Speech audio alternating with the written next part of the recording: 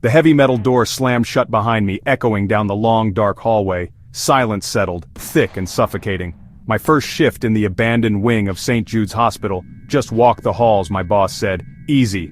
The air reeked of dust and old medicine. I clicked on my flashlight. Its weak beam revealed peeling paint and ghostly gurneys. Every step stirred up dust, the floor whispering under my boots. The place had been closed for decades. Gurneys lined the walls, draped in yellowed sheets like sleeping ghosts.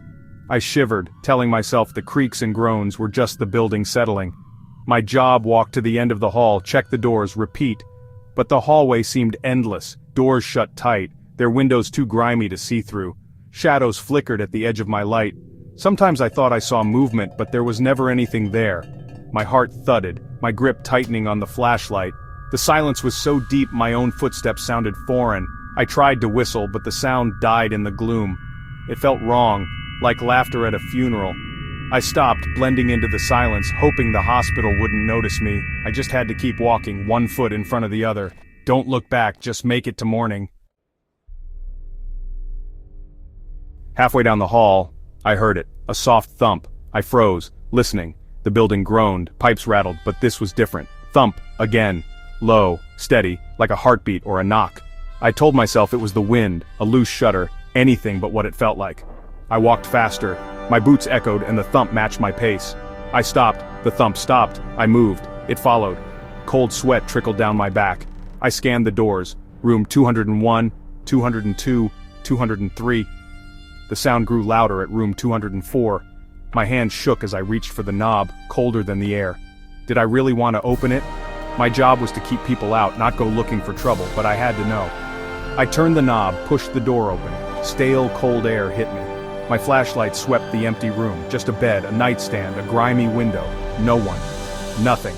I checked under the bed, the closet, empty. Then thump, this time from the hallway, right outside the door.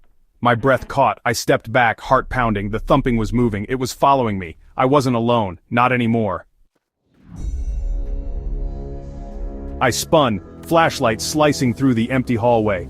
Nothing, but the thumping was out there, everywhere now. It echoed from the walls, the ceiling, the floor. My breath quickened, panic clawed at me. The thumping grew frantic, like a dozen people running just out of sight. Shadows twisted and stretched, warping into unsettling shapes. I felt eyes watching from every doorway, every window. The air turned icy. I had to get out. I walked quickly toward the entrance, refusing to run. The thumping matched my pace, louder with every step. It was a game of tag, and I was it. The noise bounced off the walls, disorienting and relentless. I couldn't tell where it was coming from anymore. It was inside my head, my own heartbeat amplified by fear. I gripped the flashlight, forcing myself forward. The exit was my only goal. Don't look back. Just keep moving. Get out. The walk back felt endless, the thumping relentless. I broke into a jog, boots slapping the floor, the noise chasing me. I didn't dare look back. The exit door finally appeared, a steel rectangle of hope. I ran faster, lungs burning, shadows writhing at the edges of my vision. I fumbled with my keys, hands shaking. The thumping was right behind me, cold pressure on my back. I jammed the key in, turned it, shoved the door open, and squeezed through. Outside, the night air was cool and still. The thumping stopped instantly. Silence, broken only by distant city sounds. I leaned against the door, gasping. Was it all in my head? Just an old building, strange noises, and a grown man scared of the dark. I tried to shake off the fear, but it clung to me. I stood outside, trying to make sense of it all.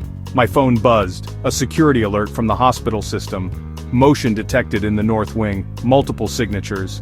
I froze. I was the only one with a key. The robotic voice counted. 23 registered patients are active in the main corridor. Patients? The wing had been closed for 30 years. My mind flashed to the thumping. Dozens of footsteps, not just one. I hadn't been alone. The walkie-talkie clicked off, leaving me in menacing silence. Then, faintly, through the steel door. Thump, thump, slow, deliberate, growing louder. They knew I was out there. I didn't wait. I ran, leaving the hospital and its secrets behind. But I knew that thumping would follow me. In my nightmares forever.